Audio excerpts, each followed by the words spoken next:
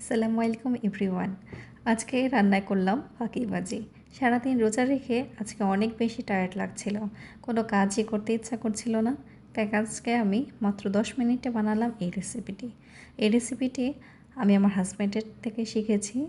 আমার পছন্দ ডিম পোস, তার পছন্দ ডিম ভুনা। তো দুজনের মন রাখতেই আজকে বানালাম এই রেসিপিটি। যার জন্য প্রথমেই আমি একটি প্যানে সামান্য তেল গরম করে তার মধ্যে সামান্য আস্ত জিরা, গোটা গরম মশলা দিয়ে দিলাম সামান্য পেঁয়াজ কুচি, টমেটো কুচি হালকা ভেজে, সামান্য রসুন বাটা, আদা বাটা দিয়ে সামান্য পানি দিয়ে দিব।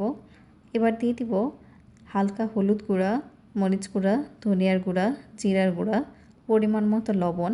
মশলা ভালোভাবে কষিয়ে নিব। তেল উপরে চলে আসলে 2টা ডিম ভেঙে দিয়ে দিব মশলার উপর, নাড়ব না। সামান্য লবণ ছিটা দিয়ে দিব ডিমের উপর।